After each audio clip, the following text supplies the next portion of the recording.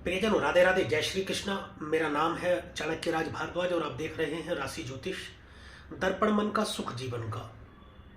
जैसा कि आप जानते हैं, हम चर्चा कर रहे हैं देवगुरु बृहस्पति के मार्गी होने के विषय में। प्रियजनों, देवगुरु बृहस्पति 31 दिसंबर यानी कि इस वर्ष के अंतिम दिन सन 2023 को सुबह 7:08 पर अपने मित्र मंगल की राशि मेष में मार्गी होने जा रहे हैं। अभी देवगुरु बृहस्पति चल रहे हैं वक्र अवस्था में। तो जब ये मार्गी अवस्था में आ जाएंगे तो आपको सभी समस्याओं और बाधाओं से मुक्ति दिलाने का कार्य करेंगे, जिनका सामना आपको अभी तक इनकी वक्र अवस्था के दौरान देखने को मिल रहा था। तो कैसा फल प्रदान करेंगे सभी राशि और लगन के जातकों पर, इसी विषय पर हम चर्चा कर रहे हैं। इस विषय पर चर्चा करते हुए मैं अभी तक मेष राशि से लेकर और सिंह राशि तक वीडियो बना चुका हूं। यदि ये वीडियो आप नहीं देख पाए हैं तो मेरे चैनल पर ये सभी वीडियो उपलब्ध है, आप जाकर के देख सकते हैं। और आज जिस राशि के विषय में हम चर्चा करने वाले हैं प्रियजनों, वह है कन्या राशि। आज हम जानेंगे कन्या राशि के जातकों के विषय में कि क्या प्रभाव रहने वाला है देवगुरु बृहस्पति के मार्गी होने का। लेकिन उससे पहले हम ये जानेंगे कि ग्रह मार्गी क्या होता है, यानी ग्रह मार्गी क्यों होते हैं और ग्रह वक्री क्यों होते हैं। तो चलिए देर न करते हुए सबसे पहले शुरू कर देते हैं कि वक्री होने की अवस्था की ग्रह वक्री क्यों होते हैं। तो मैं बता दूं कि कोई भी ग्रह है यदि सूर्य और पृथ्वी के सापेक्ष यदि अपने निकटतम बिंदु पर पहुंच जाता है तो वह उल्टा चलता हुआ प्रतीत होता है। ऐसा लगता है कि जैसे उल्टा चल रहा हो, परंतु सत्यता यह है कि कोई भी ग्रह उल्टा नहीं चलता है। वास्तविकता यह है कि वह अपने परिक्रमा पथ पर सीधी ही चाल चलता है और परिक्रमा उसी तरह से करता है, परंतु ऐसा प्रतीत होता है कि ग्रह उल्टा चलने लगा हो। और इसी उल्टी चाल को ज्योतिष की भाषा में वक्री कहा जाता है। और जब कोई ग्रह वक्र अवस्था से उल्टी चाल चलते हुए सीधी चाल चलने शुरू करता है, यानी कि सीधी चाल चलना शुरू करता है, तो उस अवस्था को प्रियजनों मार्गी कहा जाता है। जब कोई भी ग्रह वक्र अवस्था से मार्गी होता है तो कुछ समय के लिए ठहर सा जाता है, यानी मैं कहूं तो अपने गति को रोक देता है। उसके बाद जब वह ग्रह मार्गी होता है तो अपने शुभ फल की प्राप्ति कराता है। प्रियजनों, ये रही संक्षेप में जानकारी ग्रह के वक्री और मार्गी होने की स्थिति कि कैसे होती है। अब बात कर लेते हैं हम लोग कन्या राशि के विषय में कि कन्या राशि पर देवगुरु बृहस्पति के मार्गी होने का क्या प्रभाव रहेगा। तो देखिए, मेरा ये वीडियो आप समझ रही है कि लग्न पर आधारित रहेगा, लेकिन यदि आप चंद्र राशि से भी चाहें तो देख सकते हैं। यानी कि आपके जन्म कुंडली के पहले भाव या पहले घर में 6 नंबर लिखा हुआ तो आपकी लग्न कन्या बनती है। ये वीडियो आपके लिए है। तो मैं बता दूं प्रियजनों, आपकी राशि से जो बृहस्पति देव गोचर कर रहे हैं वह कर रहे हैं अष्टम भाव में। देखिए, अष्टम भाव से हम आयु का विचार करते हैं। अष्टम भाव मृत्यु का भाव कहा जाता है। अचानक से कुछ देने के लिए जाना जाता है अष्टम भाव। ज्योतिष का विचार अष्टम भाव से करते हैं। गूढ़ विद्या, गूढ़ रहस्य, गुप्त रोग या गुप्त रहस्य, तंत्र मंत्र, सब इन का विचार जो है अष्टम भाव से करते हैं। ससुराल आदि पक्ष का विचार भी हम अष्टम भाव से करते हैं।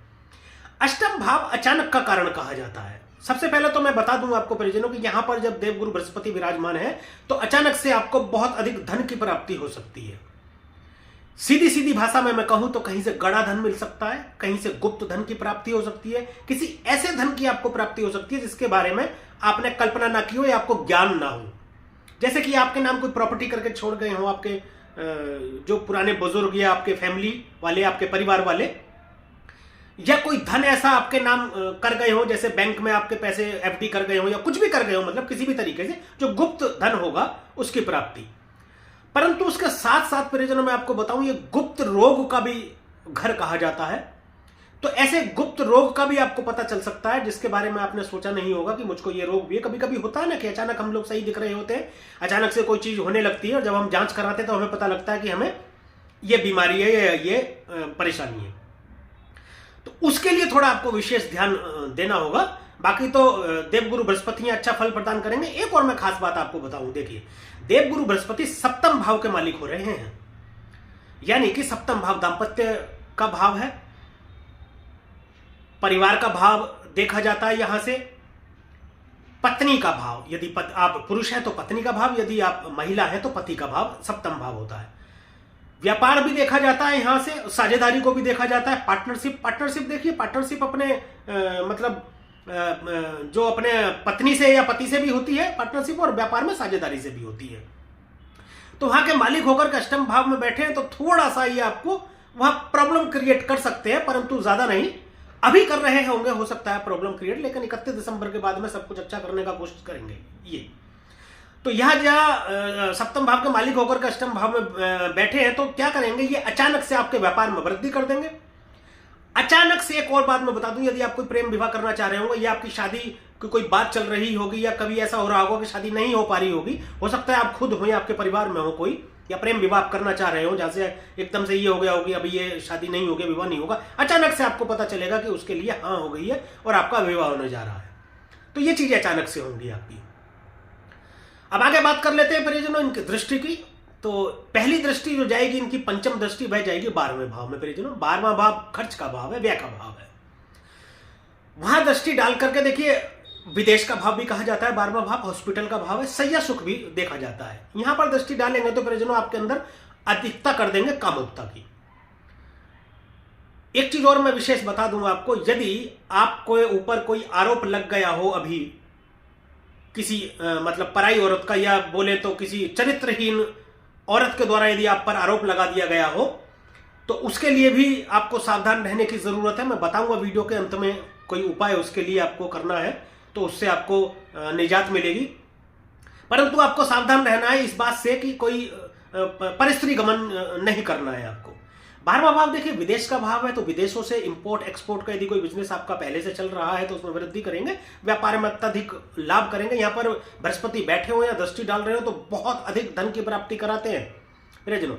विदेशों से हो सकता है आपको बहुत अच्छा कोई समाचार मिल जाए, कोई आपने मान लीजिए कोई बात की हो या कोई डील की हो, अब तक जैसे वक्र अवस्था में गुरुदेव थे तो उनके रहते हो सकता है कि डील में कभी आनाकानी होता है कि कभी हो जाएगी डील, कभी नहीं होगी, ऐसा असमंजस की स्थिति कुछ बन रही हो, कभी ऐसा लगता हो कि हमें डील होगी ही नहीं अब, तो वो बाधा हटेगी आपकी 31 तारीख तक, कंफर्म है ये। 31 दिसंबर 2023 के बाद में आपकी ये सारी बाधाएं दूर होंगी और व्यापार में आपको उन्नति तथा तरक्की मिलेगी और धन का आगमन आपके जीवन में होगा। अब बात करते हैं देवगुरु बृहस्पति की दूसरी दृष्टि की, यानी कि सप्तम दृष्टि की, जो कि पड़ेगी आपके धन भाव में, यानी कि दूसरे भाव में। दूसरा भाव धन का भाव है। धन कौन सा प्रियजनों? धन वह जो पैतृक संपत्ति जो आपको मिलता है, उस धन की बात करते हैं। ये बचत का भाव भी है, बैंकिंग का भाव भी दूसरा भाव है। दूसरा भाव वाणी का भाव है, दूसरा भाव कुटुंब का भी भाव है।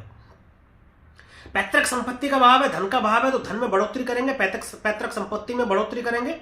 आपको पैतृक संपत्ति मिल सकती है। कोई विवाद यदि चल रहा होगा अब तक, मान लीजिए किसी विवाद में, कोई विवाद के चलते पैतृक संपत्ति आपकी फंस रही होगी या नहीं मिल पा रहा होगा, या किसी विवाद के चलते कहीं धन फंस रहा होगा आपका, किसी को आपने धन उधार दे दिया होगा, या परिवारजनों से ही आपका कुछ विवाद चल रहा होगा, तो उस विवाद का मतलब निपटारा होगा। देखिए देवगुरु बृहस्पति सुलह का कारण है। देवगुरु बृहस्पति संबंधों में सुलह कराते हैं, है ना, और कार्यों में प्रगति देते हैं। तो दूसरे घर में दृष्टि डाल रहे हैं तो धन में वृद्धि करेंगे और आपके ये कुटुंब में भी वृद्धि करेंगे। एक बात और मैं बता दूं, देखिए कुटुंब में वृद्धि करेंगे, हो सकता है कि आपके घर में कोई नन्हे मेहमान का आगमन हो जाए, यानी बोले तो कि बोलते हैं कि जैसे आपके घर में किलकारी गूंजे, यानी कि कोई बच्चे का आगमन हो सकता है, कोई बच्चा जन्म ले सकता है आपके यहाँ, संतान की प्राप्ति हो सकती है इस घर में दृष्टि डाल करके। 100% यदि गर्भवती महिलाएं हैं तो संतान को प्राप्ति देंगी, और बहुत जल्दी बहुत ज्यादा प्रबल योग होते हैं कि पुत्र प्राप्ति के योग बने आपके। वाणी में आपके लिए सौम्यता लाएंगे। वाणी यदि आप अभी तक आपकी कठोर रही होगी, हो सकता है आप कुछ बोल रहे हो, सामने वाला कुछ और समझ रहा हो, उसमें कुछ प्रॉब्लम क्रिएट हो रही होगी, समस्या आ रही होगी। देखिए वाणी के वजह से कई बार जो है संबंधों में भी कटुता आ जाती है। परिवारजनों से जैसे संबंधों से दूरी बन जाती है, परिवारजनों से दूरी बन जाती है, कुटुंब से दूरी बन जाती है, व्यापार में भी थोड़ा सा लाभ में कमी आती है, जैसे धन में भी कमी आती है। आपके वाणी की वजह से कोई भी परेशानी यदि उत्पन्न हो रही होगी तो वह अब दूर हो जाएगी। आपकी वाणी सौम्य होगी, आपको समझ आएगा, आपको एक दिशा मिलेगी, आपको समझ आएगा कि क्या बोलना चाहिए या क्या बोलना नहीं चाहिए, या पहले जो कुछ भी बोला होगा उस पर आप पुनः विचार करेंगे और आप सोच समझ करके आप बोलेंगे। तो वाणी पर आपको विशेष ध्यान देना भी है वैसे भी, कि आप अच्छा बोले, सुंदर बोले, ताकि सामने वाले को बुरा ना लगे और सामने वाला आपकी बात आसानी से समझ भी पाए। अब परिजनों की बात करते हैं आखिरी तीसरी दृष्टि की, जो कि नवम दृष्टि है, वह पड़ेगी आपके चतुर्थ भाव में। चतुर्थ भाव सुख का भाव है, माता का विचार भी करते हैं। चौथा भाव चंद्रमा का घर है, चंद्रमा बृहस्पति देव के मित्र है, और चौथे घर में धनु राशि हो रही है परिजनों। धनु राशि समृद्धि, प्रेरणा, ज्ञान और सौभाग्य का प्रतीक मानी जाती है। यह धर्म, आत्मविश्वास, वेद, सत्य, पिता, गुरु, वक्ता, सरकारी अधिकारी, धार्मिक यात्रा, लंबी दूरी की यात्रा तथा आत्मा का कारक भी मानी जाती है। देवगुरु बृहस्पति की अपनी ही राशि है, 9वीं राशि धनु राशि, और अपनी ही राशि को देख रहे हैं अष्टम भाव में बैठ करके। देखिए, संपूर्ण सुखों की प्राप्ति कराने वाले हैं जब तक देवगुरु बृहस्पति मार्गी अवस्था में रहेंगे। यहां पर दृष्टि डाल करके आपके सुखों में वृद्धि करेंगे, अत्यधिक वृद्धि करेंगे, धन की तो बहुत प्राप्ति आपको कराएंगे। दूसरी बात, भूमि, भवन, वाहन, इन सब की आपको प्राप्ति करा देंगे यदि आप लेना चाहते हैं। मान लीजिए, हो सकता है कभी आपने कोई ऐसा घर देखा हो या आप लेना का सोच रहे हो सकता है कि उसके अंदर कोई ऐसी अड़चन आ रही हो जिसकी वजह से आप ले नहीं पा रहे हो, या कोई आपकी पसंद का वाहन है, कोई प्रॉपर्टी है जिसको आप लेने का विचार बना रहे हो, तो वह सब बाधाएं दूर होंगे और आप सब कुछ ले पाएंगे जो आप सोच रहे हैं। समस्त सुखों की प्राप्ति कराने वाले हैं देवगुरु बृहस्पति। आपको यहां पर दृष्टि डाल करके माता से संबंध आपके मधुर होंगे, अच्छे होंगे। हो सकता है किसी बात को लेकर के आपके माता से संबंध अच्छे ना चल रहे हो, तो वह भी आपके संबंध अच्छे होंगे माता से। और भूमि, भवन, वाहन का तो आपको सुख प्राप्त कराएंगे, और भी कई प्रकार के सुखों की प्राप्ति यहां पर दृष्टि डाल करके देवगुरु बृहस्पति करा देंगे आपको। तो प्रियजनों, ये रहा देवगुरु बृहस्पति का कन्या राशि के जातकों पर क्या प्रभाव रहेगा मार्गी होने के उपरांत। अब मैं आपको एक उपाय बता देता हूं प्रियजनों। देखिए, यदि किसी चरित्रहीन औरत के द्वारा बोले तो कि बदनामी हो रही हो, तो आपके लिए एक बहुत ही महत्वपूर्ण और बहुत ही शानदार उपाय बता देता हूं मैं। कच्चा सूत लीजिए, उसको पीले रंग से रंग लीजिए, यानी कि हल्दी से रंग सकते हैं आप, पीले रंग से रंग लीजिए, और 8 वीरवार लगातार पीपल के पेड़ के तने पर लपेटें आप उसको। तो आपको बहुत तेजी से बहुत शानदार फल मिलेगा। 800 ग्राम चने की दाल 8 दिन तक लगातार मंदिर में चढ़ाएं, या फिर आप 8 हल्दी की गांठें लगातार 8 दिन मंदिर में चढ़ाएं। मंदिर शिव मंदिर हो सकता है, कोई दिक्कत नहीं है, सब बढ़िया रहेगा, अच्छा रहेगा। और माथे पर, नाभि पर और जुबान पर केसर का तिलक लगाएं, उत्तम फल प्रदान होगा। विष्णु सहस्त्र नाम का पाठ आप कर सकते हैं। विष्णु सहस्त्र नाम का पाठ के बारे में मैं एक बात मैं बता दूं कि ऐसा नहीं है कि आपको रोजाना पूरा पाठ करना है। यदि आपके पास समय की कमी है, मान लीजिए आप नौकरी पेशा वाले हैं, नौकरी पर जाते हैं, समय नहीं मिल पाता है, तो जितना आप पढ़ सकते हैं उतना पढ़ें, और अगले दिन फिर वहीं से शुरू करें, यानी कि रोजाना आपको वह पढ़ना है, उत्तम फलों की प्राप्ति होगी। और एक और खास बात मैं आपको बता दूं, वह ये कि देखिए, आचरण अपना ठीक रखें आप। देवगुरु बृहस्पति जो है शुभ ग्रह हैं, संत ग्रह माने जाते हैं, वो ऋषि माने जाते हैं। तो आचरण आपको अपना सात्विक रखना है। अंडा, मांस, मछली और मदिरा पान से आपको बहुत दूर रहना है। और बहुत जरूरी बात कि आपको परस्त्री गमन नहीं करना है। इस विषय पर विशेष आपको ध्यान रखना है कि अवैध संबंध आपको नहीं बनाने, अवैध संबंध स्थापित नहीं करने। हालांकि यहां पर अभी आपको कुछ कामुकता की अधिकता कर देंगे, लेकिन आपको उस पर कंट्रोल करना है थोड़ा सा। तो आचरण देखिए, आचरण अपना ठीक रखेंगे, कर्म अपना ठीक रखेंगे, दूसरों के विषय में अच्छे विचार अपने मन में रखेंगे, बुरा विचार नहीं लाएंगे, तो कोई भी ग्रह आपको अच्छा फल प्रदान करेगा। आचरण अपना अच्छा नहीं रखते हैं, कर्म अपना अच्छा नहीं रखते हैं, दूसरों के विषय में, दूसरों के बारे में यदि अपने मन में गलत विचार आप रखते हैं, दूसरों का बुरा करने का सोचते हैं, तो कोई भी ग्रह कितना भी अच्छा आपकी जन्म कुंडली में बैठा हो, वह भी बुरा फल देना आपको प्रारंभ कर देगा। तो परिजनों, अगर ये वीडियो आपको अच्छी लगी हो, पसंद आई हो, दी गई जानकारी से आप संतुष्ट हो, तो कृपया वीडियो को लाइक करें, शेयर करें और कमेंट करें, तथा हमारे YouTube चैनल को सब्सक्राइब करें और बेल आइकन बटन भी दबाएं, ताकि इसी प्रकार की और भी महत्वपूर्ण जानकारियां आप तक समय पर पहुंचती रहें। आज के लिए, अभी के लिए बस इतना ही। मिलेंगे और एक अगली वीडियो में किसी विषय पर जानकारी को लेकर। तब तक के लिए प्रियजनों, राधे राधे, जय श्री कृष्णा। और आप देखते रहिए राशि ज्योतिष, दर्पण मन का, सुख जीवन का।